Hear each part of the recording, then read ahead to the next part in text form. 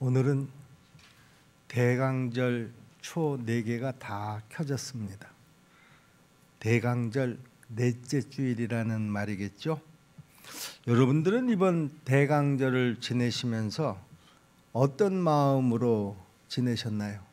제가 대강절 첫째 주일 말씀 속에서 이런 부탁을 드렸습니다. 여러분, 우리 이번 대강절에는 예수님과 같은, 예수님을 닮은 그런 마음을 가지고 지내십시다, 이렇게 부탁을 드렸고, 또 첫째, 둘째, 셋째 주 주일 모든 설교들을 예수님의 마음에 맞춰서 말씀을 드렸습니다.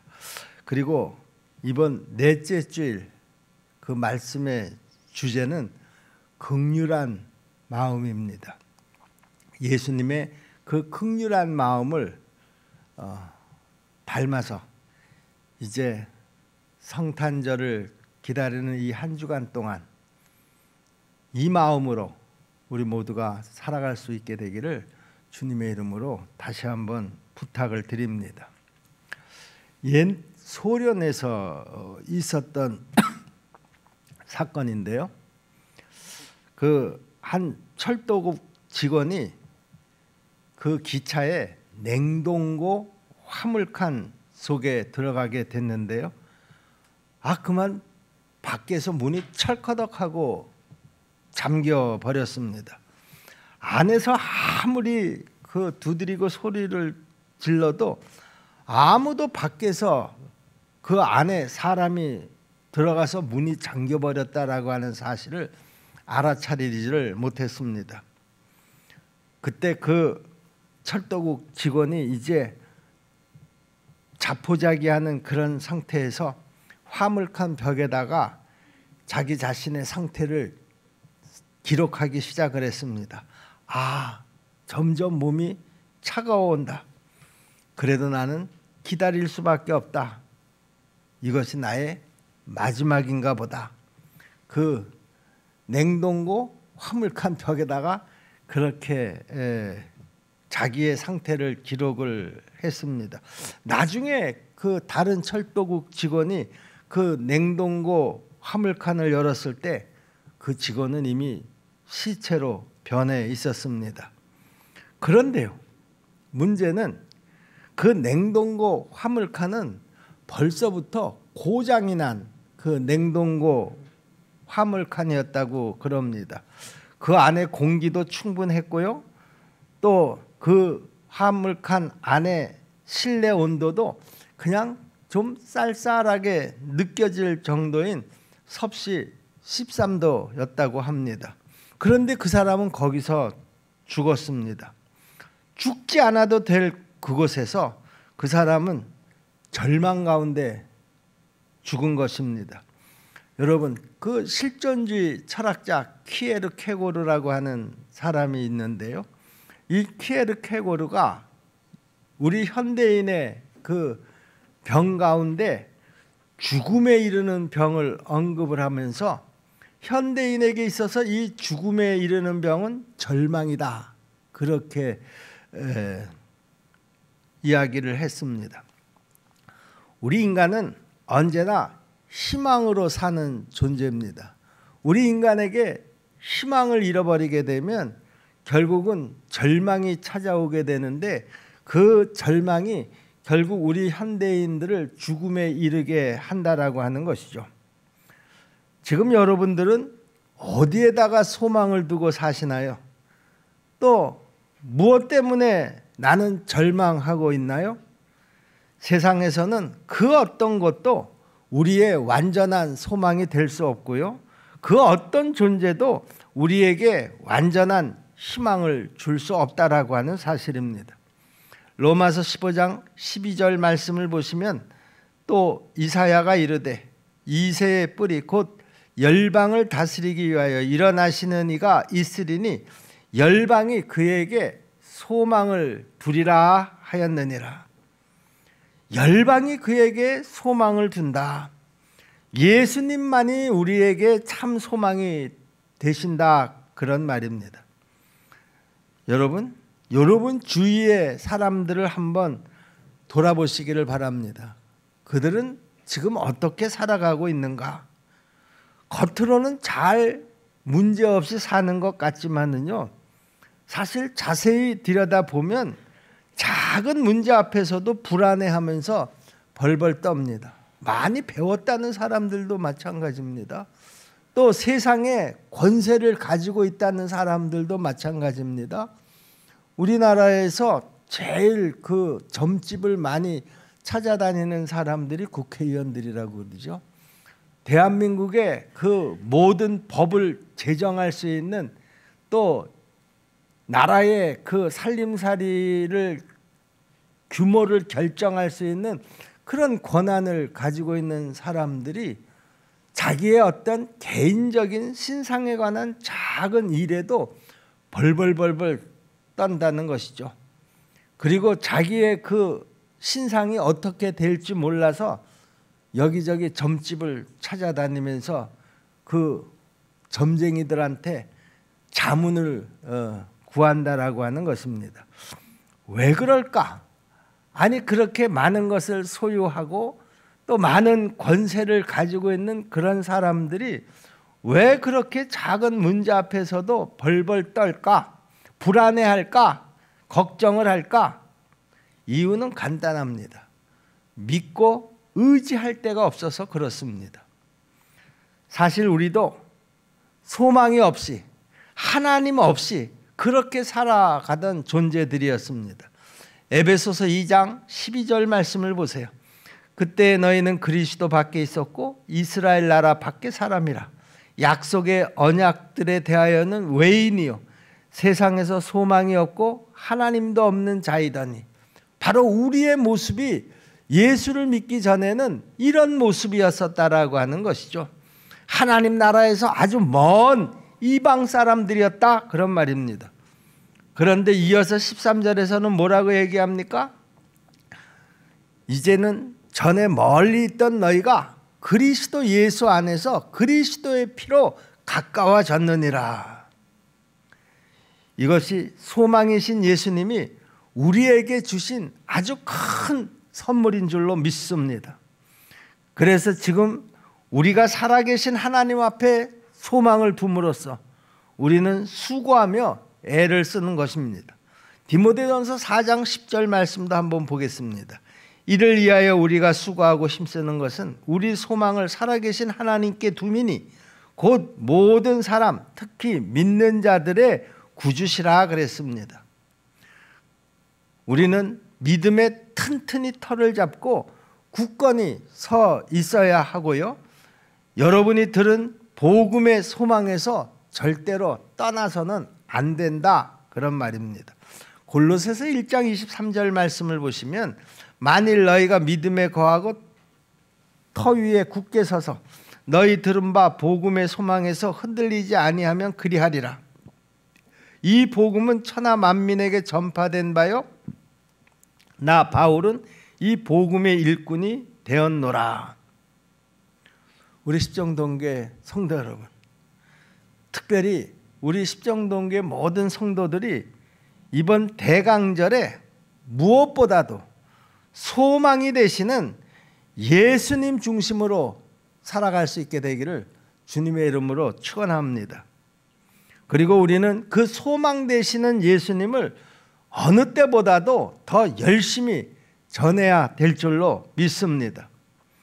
여러분들은 예수님이 소망이심을 이 세상에 전할 준비가 지금 되어 있으신가요? 사람들이 여러분을 만났을 때 만나는 사람들이 여러분들을 통해서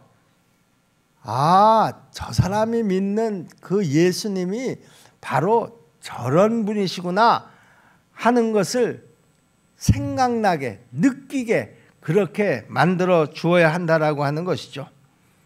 여러분, 오늘 말씀의 주제가 뭐라고 그랬습니까? 오늘 말씀의 주제는 긍휼한 마음이라고 그랬습니다.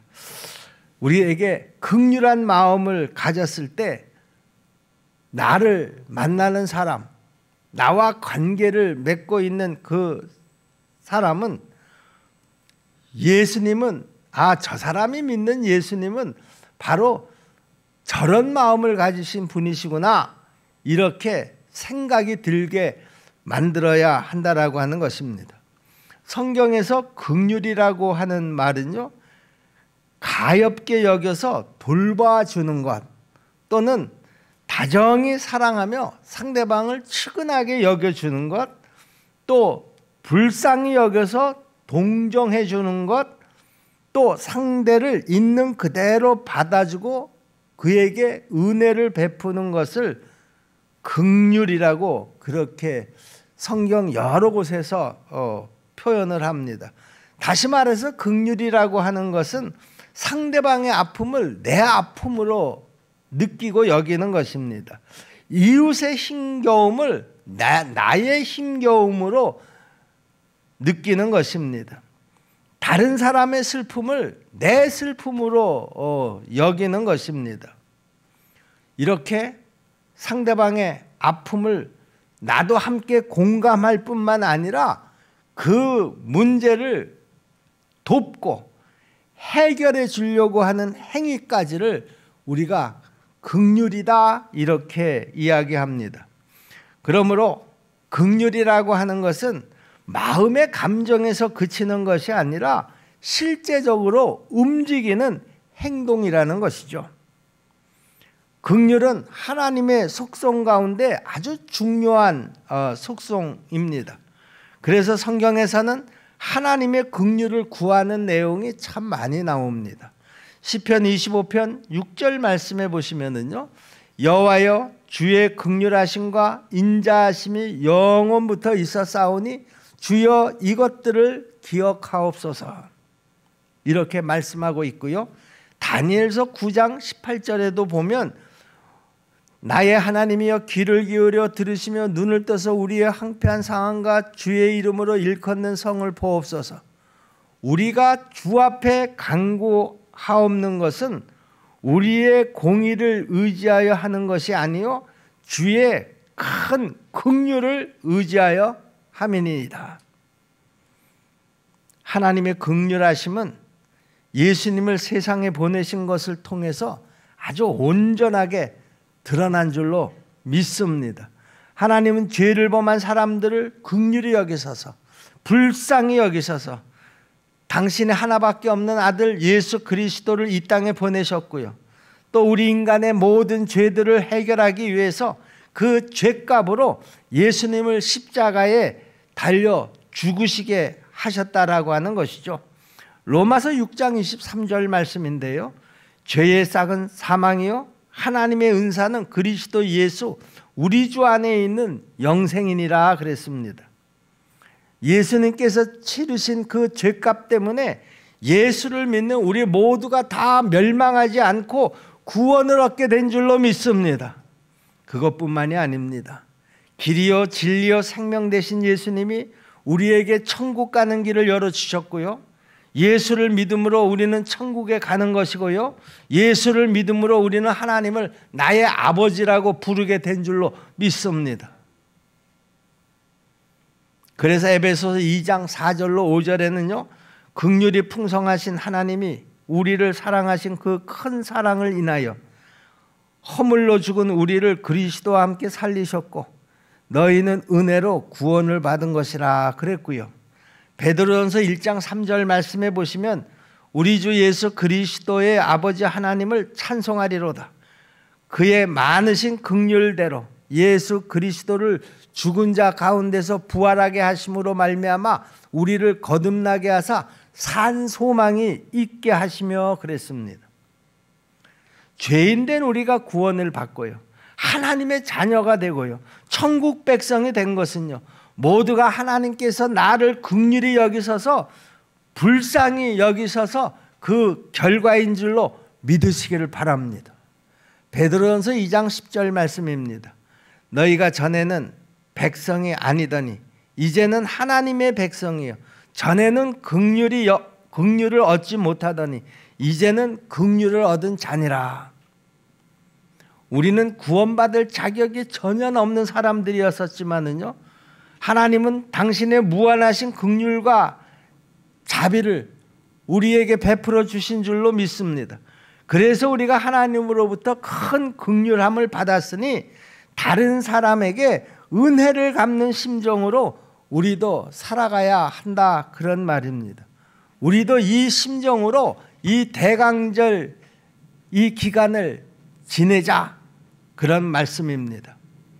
우리는 하나님의 형상을 따라서 창조가 되었기 때문에 긍휼이 풍성하신 우리 하나님의 뜻을 이 땅에서 이루어야 될 줄로 믿습니다. 오늘 본문에 보면 한 나병 환자가 등장을 합니다. 그는 예수님 앞에 무릎을 꿇고 엎드려서 이렇게 간절한 마음으로 구했습니다. 마가복음 1장 40절 말씀이죠. 한 나병 환자가 예수께 와서 꿇어 엎드려 간구하여 이르되 원하시면 저를 깨끗하게 하실 수 있나이다. 그러자 예수님께서 불쌍히 여기사 손을 내밀어 그에게 대시며 이르시되 내가 원하노니 깨끗함을 받으라 하시니, 예수님은 그 나병 환자가 자기를 바라보면서 주여 당신이 나를 깨끗게 하시겠다고 마음만 잡수시면 내 이 나병을 깨끗하게 치료해 주실 줄로 제가 믿습니다. 간절한 마음으로 예수님에게 이렇게 부탁했을 때 예수님께서는 그 나병 환자의 그 간절함을 불쌍히 여기셨다라고 하는 거예요. 긍휼히 여기셨다는 거예요. 그래서 내가 원하노니 깨끗함을 받으라. 불쌍히 여기는 마음, 이것이 바로 긍휼이라는 것이죠. 여러분, 예수님의 기적은요 언제나 불쌍히 여기는 마음, 긍휼히 여기는 마음으로부터 시작이 됐다라고 하는 거예요. 여러분, 성경에 그 기적의 현장들을 보면은요, 그 예수님께서 그 기적을 일으키시기 전에 그 현장을 보고 긍휼히 여기는 마음을 가졌다라고 하는 것이죠. 보세요. 마가복음 8장에 보면 떡 7개와 생선 2마리로 4,000명을 먹이신 이적이 나오는데요.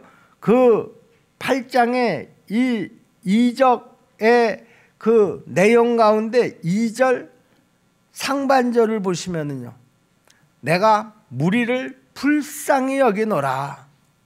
그들이 나와 함께 있은지 이미 사흘이 지났으니 먹을 것이 없도다. 사흘 동안 그들은 말씀을 듣느라고 어디 가서 음식을 구해 먹을 수가 없었습니다. 그러니 얼마나 허기졌겠습니까? 예수님께서는 그들의 그 허기진 모습을 보시고 불쌍히 여기셨다라고 하는 것이죠. 내가 무리를 불쌍히 여기노라. 예수님께서 우리를 향한 마음인 줄로 믿습니다. 예수님께서도 우리를 지금 바라보시면서 언제나 불쌍히 여기는 마음, 긍휼히 여기는 마음을 갖고 계시는 줄로 믿습니다. 마태복음 14장 14절 말씀에서도 보면은요,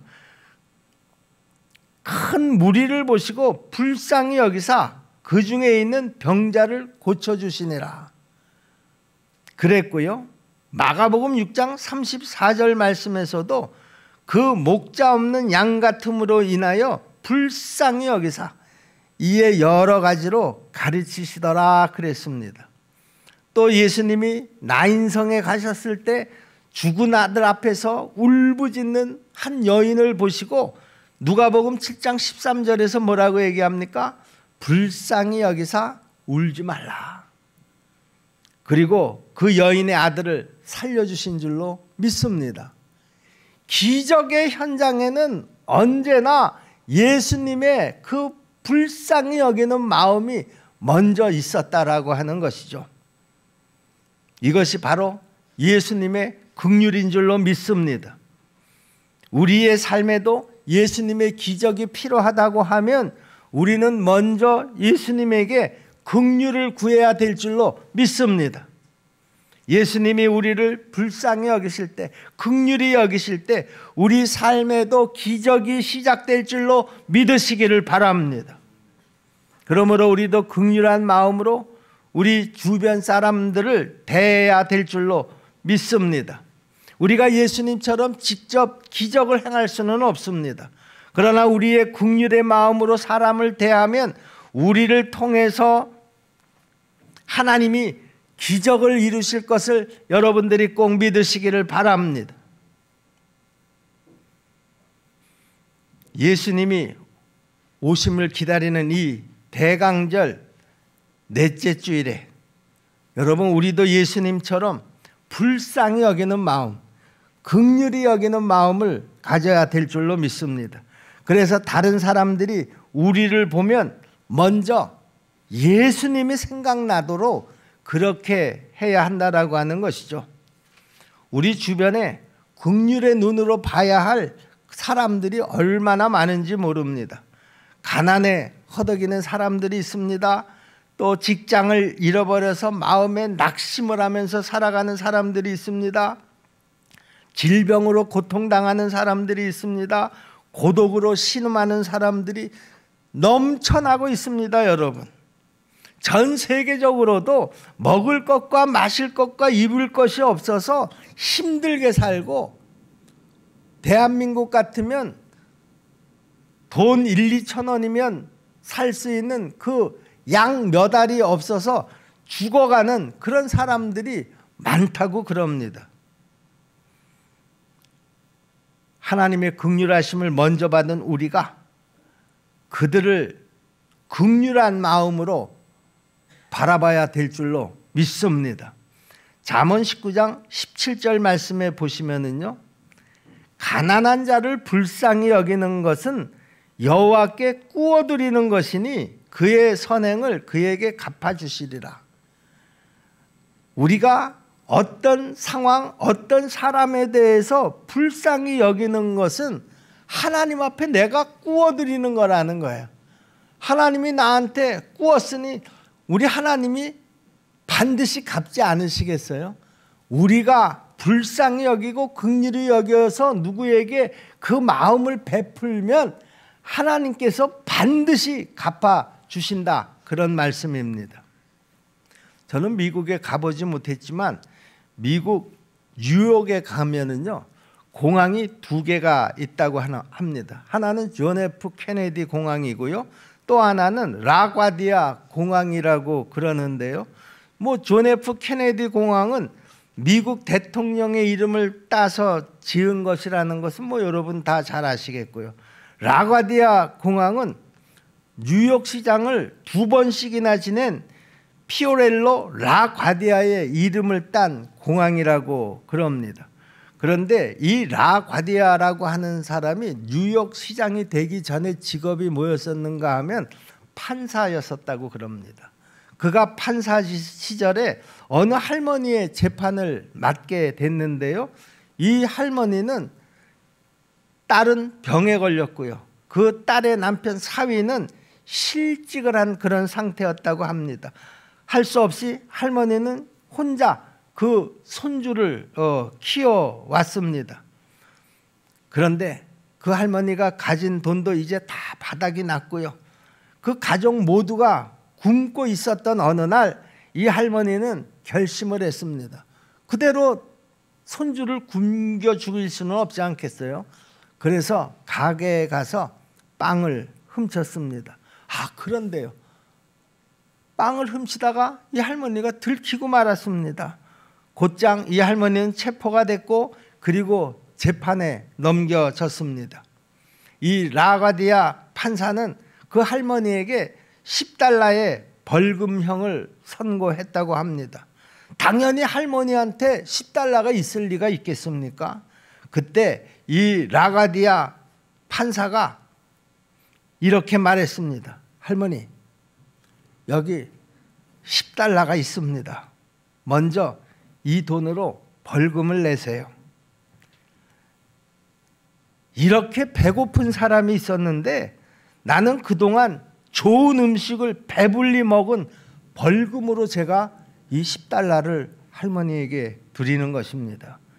그리고 오늘 이 재판정에 참석하신 여러분들 가운데서도 나와 똑같은 잘못을 저지르신 분들이 있다고 하면 제가 지금 돌리는 모자에 조금씩 기부를 좀 해주시기 바랍니다.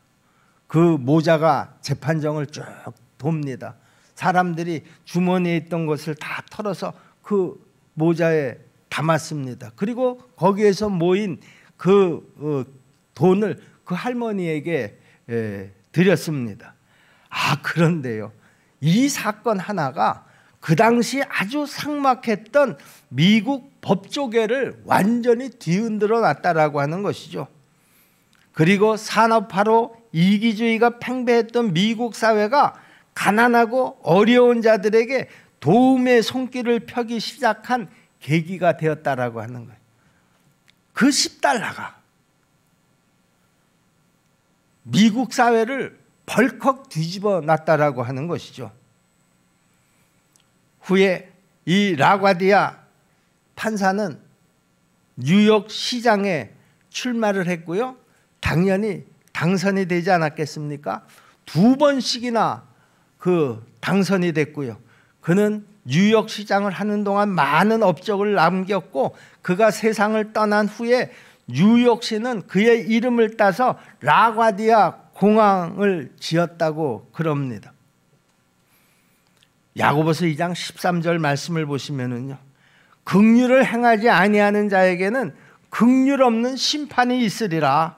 긍휼은 심판을 이기고 자랑하느니라 그랬고요. 마태복음 5장 7절 말씀에는 즐거워하는 자들과 함께 즐거워하고 우는 자들과 함께 울라 그랬습니다.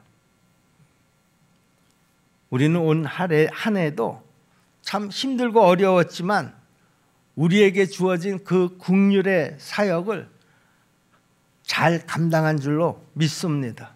여러 어려운 교회들, 또 기관들, 선교지들을 돕는 일에 우리 형편에서 최선을 다해서 노력을 했습니다.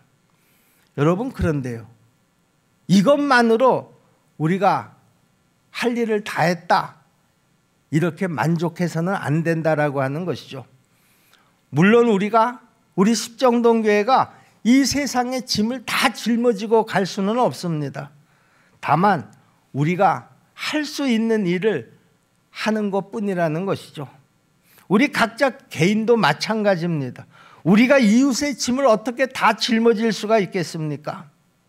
하지만 작은 우리의 힘을 모으면 지금보다도 더 훨씬 큰 일도 감당할 수 있게 될 줄로 믿습니다.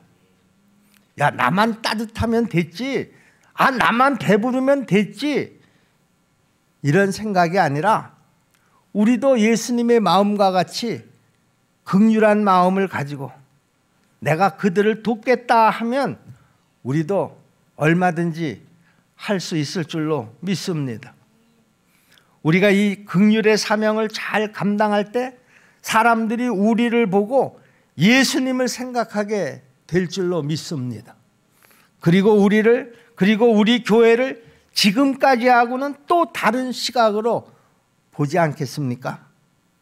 이 일에 우리가 정말 기꺼이 쓰임을 받게 될 때 우리 하나님의 나라는 지금보다도 더 넓게 확장돼 가게 될 줄로 믿습니다. 기도하겠습니다. 은혜로우신 아버지 하나님, 벌써 대강절 4주차가 되었습니다.